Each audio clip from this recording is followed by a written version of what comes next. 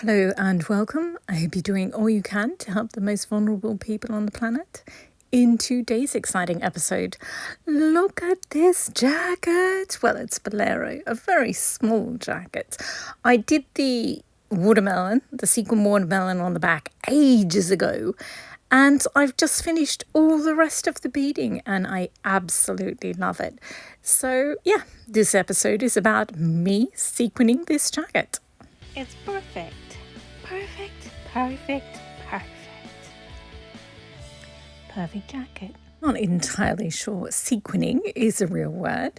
It's beading, but I still haven't reshot that title sequence with these fabulous new jackets. Can't decide whether I should or not. Anyway, so the last making episode that you saw before the episode where I talked about October challenges was me making this autumn apricot jacket with strawberries on it. I pulled apart two jackets that weren't really working for me. Like, I liked them, but they were just not as good as I wanted them to be. And now I've gone from strawberries to watermelon. And ages ago, I made, like at the start of this year, I made two jackets out of this watermelon fabric. Didn't quite have enough fabric, so the back of the second one is made out of pink fabric turned inside out. So it's a pale pink, but it's still not white. And so I beaded the back of both of them, then I beaded the whole of one, and I never got around to beading this second one, but I was going through sorting out all my beads, and I came across these pale pink sequins, and they're sort of, they've got an AB finish on them, so they're sparkly basically, and I decided that I originally, because I used this pink bit of fabric on the back, I kind of have to use pink beads to do it. There's me almost toppling the mannequin as I try and turn it around and film at the same time. I know there's such a thing as, locking off your camera, putting it on a stand and things like that, but clearly not for me. Anyway, so this is me just checking out the sample, and I really like it, so I'm going to keep going. And they're so sparkly and lovely. I don't think the footage gives it justice. In person, it's a really, really pretty pale pink, whereas it looks sort of a little bit apricot in the footage that I'm seeing. Anyway, so now I've done half. So half is beaded and half is not. So I thought I'd show you the difference. And in my opinion, it's absolutely amazing. Like, on the half where there's no beading, you can really, really tell the difference between the watermelon print fabric and the pale pink fabric that's been turned inside out, where you can sort of see the ghost of the floral print on the other side. But once I've done the sequin over the top, the beading, it's just the two bits of fabric. It looks like a cohesive whole. Like, it's pretty amazing. Once I finished this jacket, I was like, I just want to throw this out. This was the wrong fabric to use for the back. And then I was like, no, I'll bead it and it'll be fine. It'll be fine.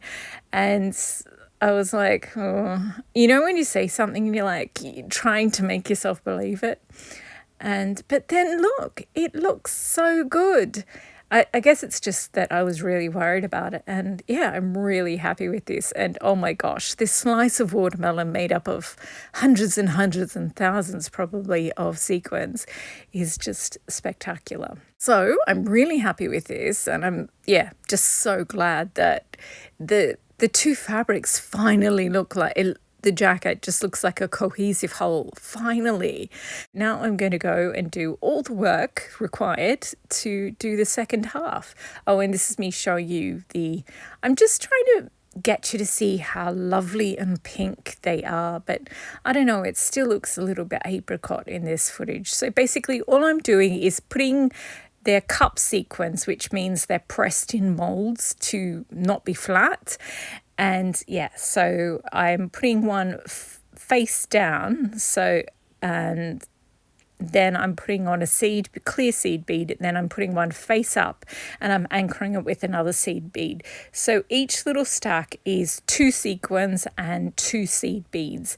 and then you just go around and round and round the whole jacket and do the same thing over and over. At this point, no, I haven't finished. I'm only about 3/4 of the way done. But yeah, sometimes you just got to stop and put it on the mannequin to reassure yourself that you've actually achieved something. So doing the edges of each bit is quite tricky. So you can't have the sequin go over the print of the watermelon or too near the feature on the back, but you have to get them close enough that you can't see the massive difference between the white on the front and the pink on the back. So yeah, it was just a bit of a juggling act, and at this point I clearly got sick of doing that, so I put it on the mannequin just to check, and I'm really happy with the way that it's coming along. I do think the outlining that I've done around the piece on the back, and also all the outlining I've done on the rest of the jacket, is working well. The sleeves, I thought they might be a little bit more tricky than they were, because it's a little bit tough to decide. Oh, and this is me just showing you that at some point, because I have 3 Instagram accounts, they're all fashion accounts, and I post each day, and you have 10 fashion pictures in each post, I have to go and collect vast amounts of pictures and take all these screenshots, and then every now and again I have to do it, and it's such a saga. I post to Instagram from an iPhone, and I used to, for ages and ages, I used to post from an Android. And with Android phones, you can put all your photos in the order you want. You can save them in your photos on your phone. But when you have an iPhone, it just goes in chronological order. So you can't put them in, I put them in color order and then post them in a special order. Or if all the models are posed a certain way, then I'll get 10 photos of them sort of posed in slightly different poses, completely different outfits from completely different eras, but similar poses or something. There'll always be a theme between each one. And so I used to collect them on just harvest 200 interesting photos, fashion photos, and then I'd curate them on my phone, then I'd post them. But now that I can't do that, oh my goodness, my skills are obviously better from years of going through that process. But goodness, it's such a pain that you can't order your photos in non-chronological order. You can't put them in little folders in the order that you want them in. Anyway, so I finished the pale pink beading, and then I decided that it still needed a little something, the slices of watermelon needed to be a little bit more sparkly. So we have this big bag of mixed sequins, and I bought a couple of bags and I mixed them all together. But they were all mixed sequins, because mixed sequins are cheaper, because it's all the leftover ones that have fallen, and they just sort of bunch them all together, and they're here, you can buy this if you want. We're just sick of these.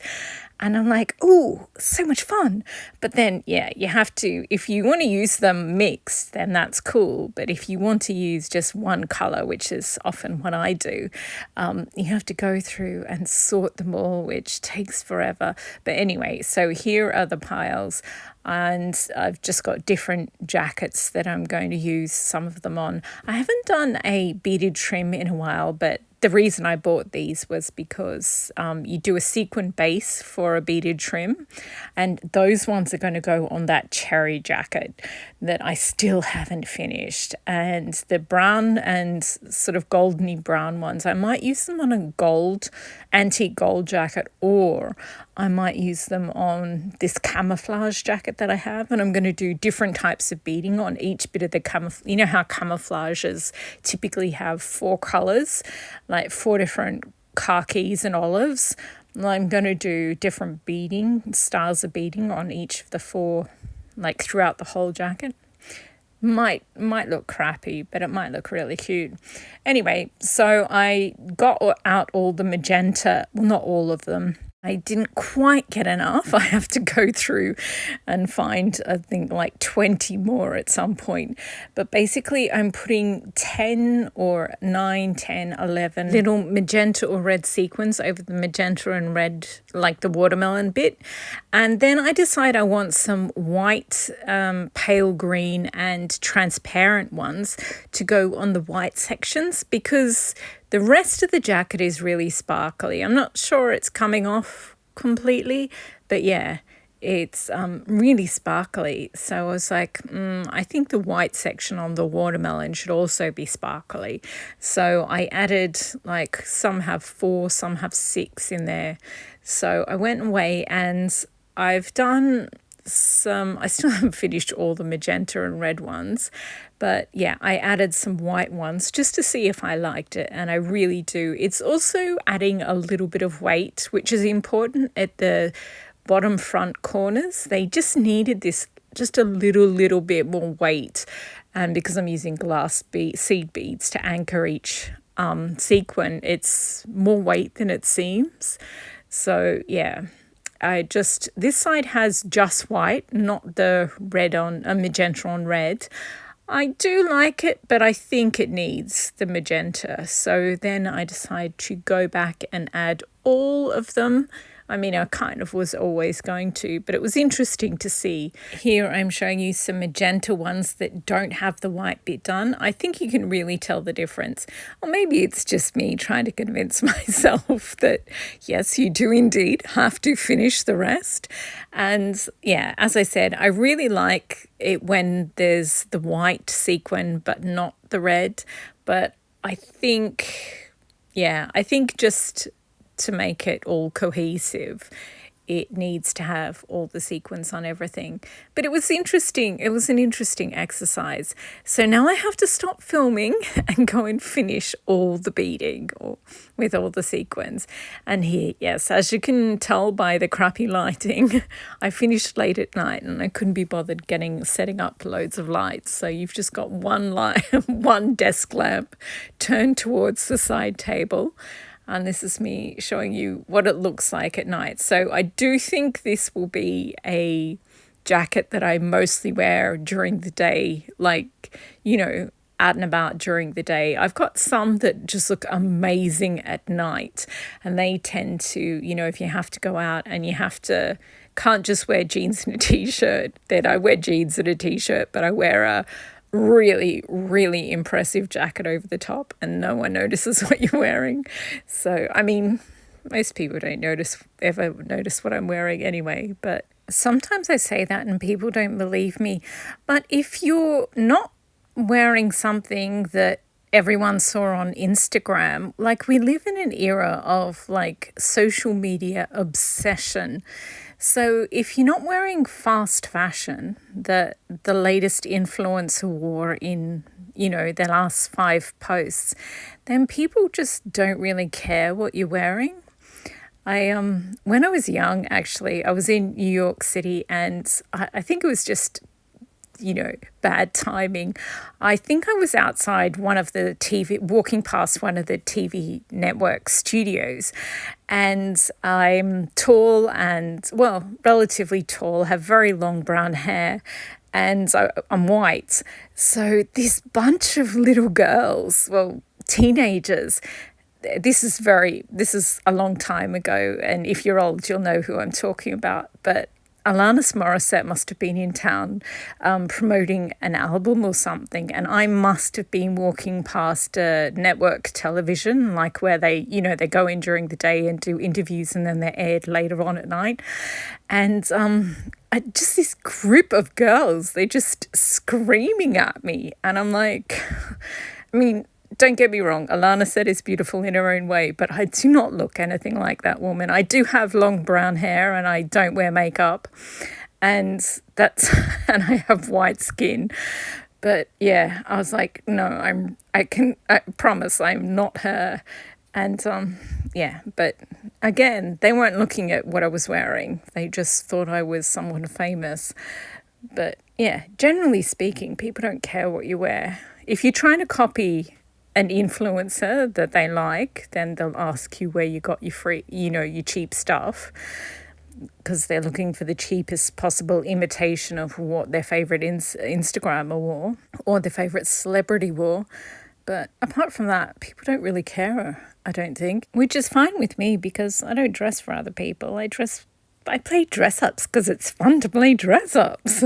Anyway, so I have finished the absolutely adorable second watermelon one with the pale pink sequins, and I am trying to decide what to do next. Now, applying those pale pink sequins, I need to use that same technique on this cherry jacket, which has been half made for I don't know, maybe a year now. A very long time.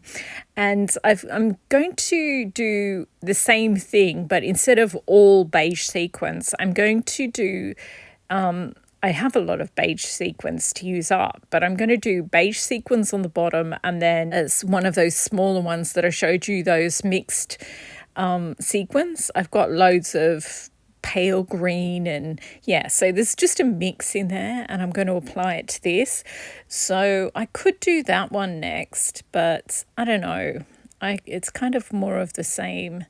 And this is me playing with the fabric. This is an old clip that I packaged together a long time ago, and I actually I think I made 3 samples of these because I wasn't sure, because I actually want to make an entire jacket, like a sequin jacket that's just done by hand. I know you can buy sequin fabric, but this is going to be better. And this is just a glimpse at how it was made. So I cut out all the pieces first and sewed them together, and then sort of made a shell, and then draped the vintage cherry fabric over the top. So I've got loads of videos. There's 2 different ways to make a Chanel style jacket. If you're using a Vogue 7975 or a fitted jacket, a fitted pattern, then I would recommend that you cut each piece of tweed out with the base fabric, the netting. But if you're using a really, really boxy pattern that doesn't go in and out much, then you can use the drape method. It's not about how big your bust is. It's about the difference between your bust, your waist, and your hips. So please stop telling me how big your busts are. I don't care. So it's just about whether you've got, whether you go out and in. If there is a lot of variation, then you can't manipulate the fabric. So you're going to have to cut each piece out. Whereas if you do a really, really boxy jacket, they're unflattering, but it does mean that you can sew a shell of the jacket together and then drape the fabric over the top. So that's why I sometimes do the drape method, because it's just so boxy that it doesn't go in and out much, and it allows me to drape that fabric over the top quite easily. Whereas, if it's a slim fit jacket, you really can't do that. There'll just be too many signs of pull and stress and tension in your expensive fabric, and it won't look good. I mean, you can certainly try, but I think you'll end up being disappointed with the outcome. So that's just my 2 cents worth.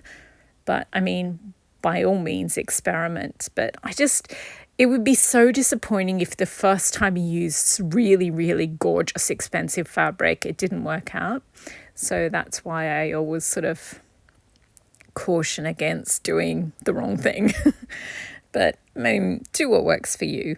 Anyway, so this is me taking one last longing look at these samples. I ended up pulling them apart, the sequin samples, because I'm obviously going to use them to bead this one. But I think actually I decided it would be boring to do 2 videos in a row where all I do is apply sequins, and it's rather time consuming. So if I did do that, then I wouldn't have time to do something else as well to make a different video.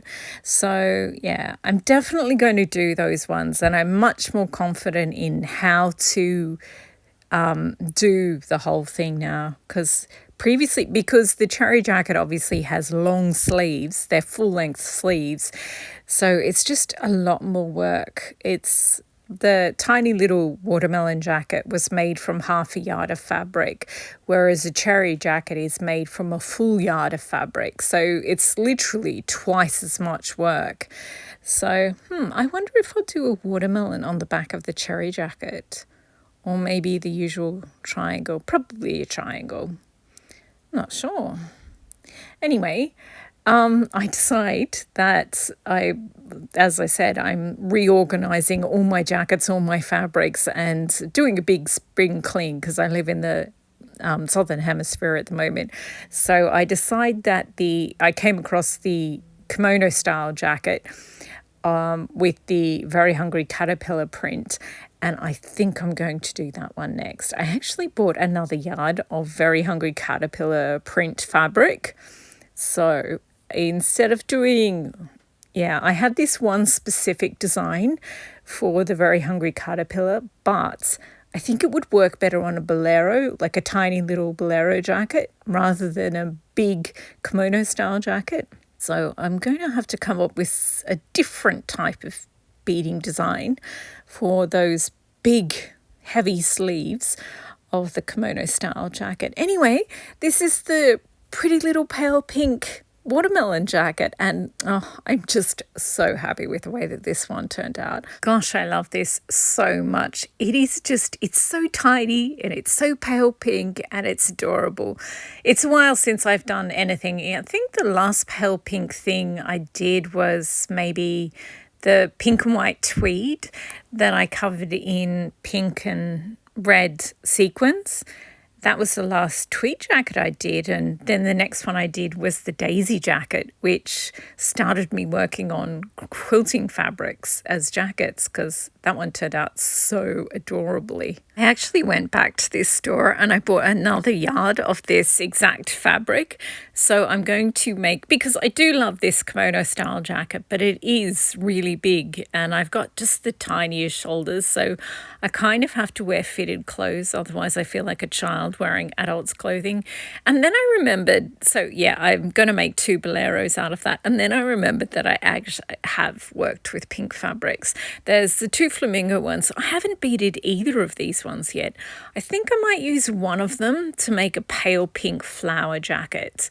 I tried using white flowers on it, but you could see the pink and the black of their legs. And I've made both of these pink ones up, but I think of them as a sort of more apricot-y than a pale pink. So and then there are, of course, the other 2 cherry jackets, but I don't know. One is covered in metallic green leaves and the other one I haven't finished yet.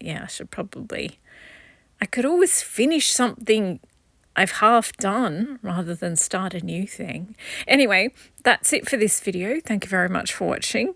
I hope you enjoyed. I hope you've been inspired to finish something unfinished. I just love the way that this one turned out. Anyway, thank you very much for watching. I hope you enjoyed. Happy sewing.